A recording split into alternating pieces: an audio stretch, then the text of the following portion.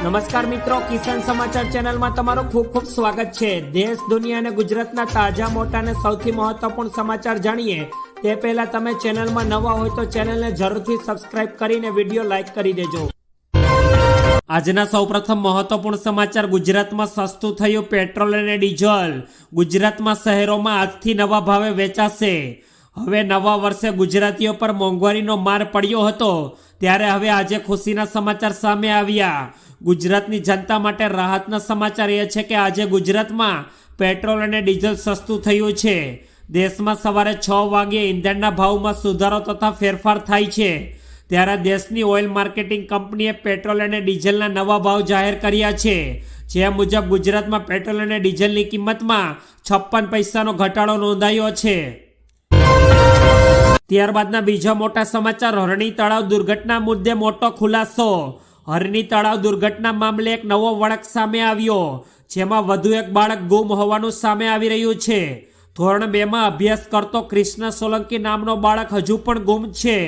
ગઈકાલે બાળક ગુમ હોવાનું સામે આવ્યું, ત્યારે હરણી બોટ દુર્ઘટનામાં 3 આરોપીઓની અટકાયત કરી લેવામાં આવી। લેક ઝોનના સંચાલક શાંતિલાલ સોલંકીની અટકાયત કરાઈ છે, જેમાં બોટ ઓપરેટર નયન ગોહિલ અને અંકિતની અટકાયત કરી લેવામાં આવી છે। કાયદેસરની કાર્યવાહી પૂર્ણ થતા ધરપકડ કરવામાં આવશે। ત્યારબાદના ખૂબ જ મહત્વપૂર્ણ સમાચાર। અંબાલાલ પટેલની શ્વાસ અધર કરી નાખે તેવી આગાહી। જાણો કેમ નથી પડી રહી હાડ થીજવતી ઠંડી। અડધો શિયાળો પૂરો થઈ ગયો, પરંતુ હજુ સુધી જોઈ તેવી ઠંડી પડી રહી નથી। ઉલટાનું બપોર પછી ઉનાળાની ગરમીનો અહેસાસ થઈ રહ્યો છે। શિયાળામાં કચ્છના વિસ્તારોમાં ઠંડી વધુ રહેતી હોય છે। ચાલુ વર્ષે વેસ્ટર્ન ડિસ્ટર્બન્સ નબળા આવ્યા છે અને અરબી સમુદ્રમાંથી ભેજ આવતા વારંવાર વાદળછાયું વાતાવરણ જોવા મળી રહ્યું છે। વાદળો આવવાને કારણે ઠંડીમાં વધઘટ થઈ રહી છે। હવામાન વિભાગના એક્સપર્ટે જણાવ્યું છે કે આગામી દિવસોમાં ઉત્તરીય પવનો ફૂંકાઈ શકે છે। ત્યારબાદના ખૂબ જ મહત્વપૂર્ણ સમાચાર। કોરોનાએ દેશમાં હાહાકાર મચાવ્યો। કોરોનાના કેસમાં સતત વધારો થઈ રહ્યો છે। આરોગ્ય વિભાગના જણાવ્યા મુજબ કોવિડ-19ના નવા વેરિયન્ટ JN1ના કેસ વધીને 1378 થઈ ગયા। મણિપુરમાં નવા વેરિયન્ટ JN1નો પ્રથમ દર્દી મળી આવ્યો હતો। ગુજરાતમાં પણ JN1 વેરિયન્ટના સૌથી વધુ 320 કેસ નોંધાયા છે। ગુજરાત પછી કર્ણાટક બીજું રાજ્ય છે જ્યાં JN1ના 234 કેસ મળી આવ્યા છે। કોરોનાના નવા વેરિયન્ટ JN1ના કેસોમાં વધારો થતા આરોગ્ય વિભાગ હરકતમાં આવ્યો છે। ત્યારબાદના બીજા અગત્યપૂર્ણ સમાચાર। બોટાદ માર્કેટિંગ યાર્ડમાં કપાસની રેકોર્ડ બ્રેક આવક। ખેડૂતોને મણના આટલા ભાવ મળ્યા। બોટાદ માર્કેટિંગ યાર્ડ ખાતે છેલ્લા ઘણા દિવસથી કપાસની આવકમાં મંદી જોવા મળી હતી, જેમાં 30 થી 32 હજાર મણ કપાસની આવક થતી હતી, પરંતુ 18 જાન્યુઆરીના રોજ કપાસની કુલ 46,000 મણની આવક નોંધાઈ હતી।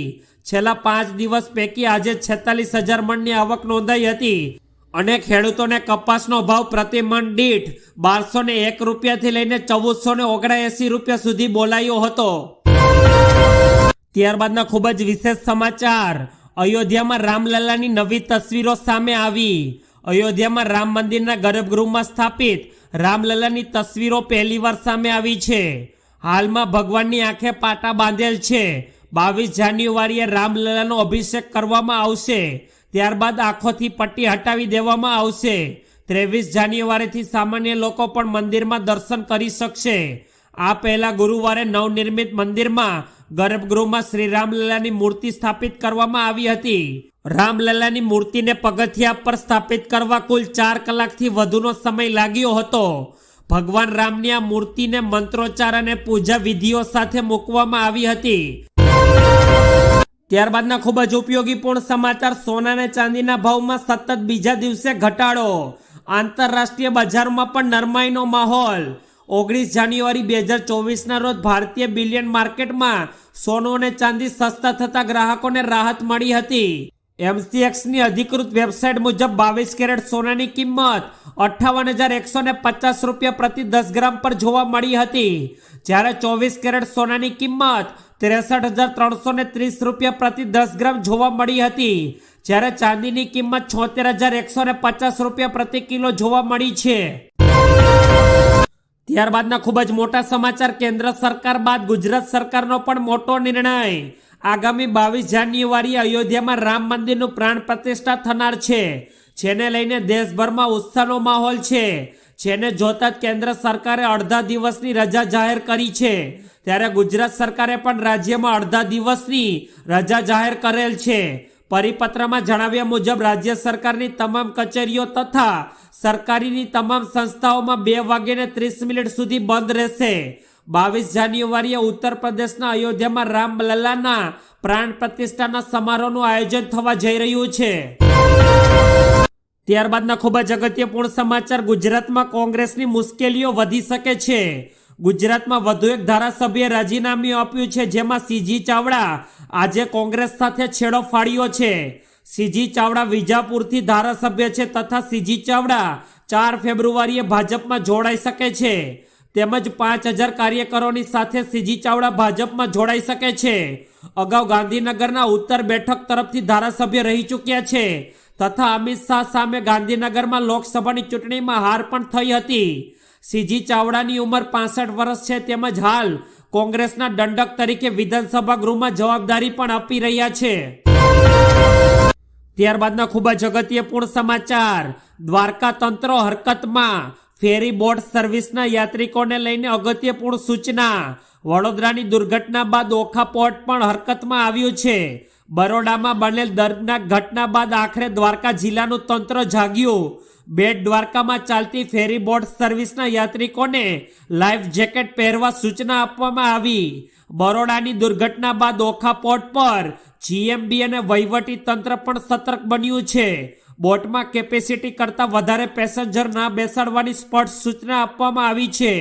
બરોડાની દુર્ઘટના બાદ ઓખા બેટ દ્વારકા વચ્ચે ચાલતી ફેરી બોટમાં કડક સૂચના સાથે કડક હાથે કામગીરી કરવામાં તંત્ર વ્યસ્ત બન્યું છે. ત્યારબાદના ખૂબ જ મોટા સમાચાર, જમ્મુ એન્ડ કાશ્મીરમાં આતંકવાદીઓ સામે કડક કાર્યવાહી. જમ્મુ એન્ડ કાશ્મીરના રાજૌરી જિલ્લામાં 18 જાન્યુઆરીના રોજ એલઓસી નજીક વિસ્ફોટમાં 3 સુરક્ષા કર્મીઓ ઘાયલ થયા હતા. સત્તાવાર સૂત્રોએ આ માહિતી આપી છે. અધિકારીએ જણાવ્યું કે એક સુરક્ષા જવાન ગંભીર રીતે ઘાયલ છે તથા ઇજાગ્રસ્તોને હોસ્પિટલમાં સારવાર માટે મોકલવામાં આવ્યા છે. સૂત્રોના જણાવ્યા મુજબ આ ઘટના સવારે બની, જ્યારે સૈનિકો નૌશેરા સેક્ટરમાં પેટ્રોલિંગ કરી રહ્યા હતા. તે દરમિયાન અચાનક વિસ્ફોટમાં 3 સુરક્ષા કર્મીઓ ઘાયલ થયા હતા. સુરક્ષા કર્મીઓને હોસ્પિટલમાં દાખલ કરવામાં આવ્યા છે.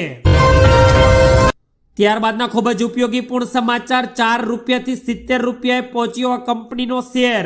હવે મળશે 4 બોનસ શેર. જાણો રેકોર્ડ તારીખ.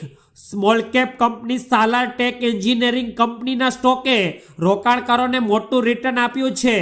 કંપનીનો શેર અત્યારે 4 રૂપિયાથી વધીને 70 રૂપિયા પર પહોંચી ગયો છે. સાલાર ટેક એન્જિનિયરિંગના સ્ટોકે આ સમયમાં 1600%થી વધુની વૃદ્ધિ થઈ છે અને હવે કંપની પોતાના રોકાણકારોને 4:1ના રેશિયોમાં બોનસ શેર આપી રહે છે. એટલે કે કંપનીનો એક શેર ખરીદવા પર 4 બોનસ શેર આપશે કંપની.